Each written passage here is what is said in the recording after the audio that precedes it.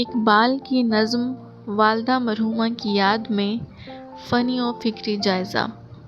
یہ نظم علامہ محمد اقبال نے اپنی والدہ ماجدہ کی وفات پر ان کی یاد میں لکھی۔ اسے مرثیہ بھی کہا جاتا ہے۔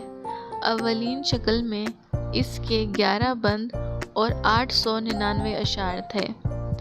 بانگ درا میں شامل کرتے وقت اقبال نے اس میں تبدیلی کی اور موجودہ شکل میں نظم کل 13 بندوں اور 86 اشعار پر مشتمل ہے۔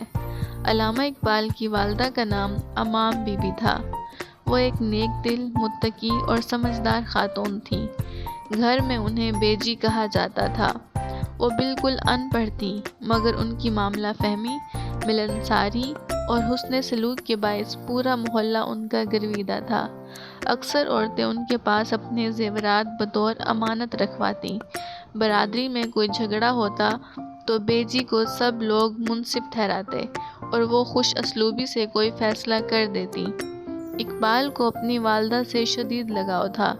والدہ بھی اقبال کو بہت چاہتی تھیں۔ زیر نظر مرثیے سے معلوم ہوتا ہے کہ جب اقبال یورپ گئے تو والدہ ماجدہ ان کی بخیریت واپسی کے لیے دعائیں مانگتیں اور ان کے خط کی ہمیشہ منتظر رہتیں۔ ان کا انتقال 78 سال کی عمر میں 9 نومبر 1914 کو سیالکوٹ میں ہوا۔ والدہ مرحومہ کی وفات پر اقبال کو سخت صدمہ ہوا اور وہ مہینوں دل گرفتہ رہے اور انہوں نے اپنی ماں کی یاد میں یہ یادگار نظم لکھی۔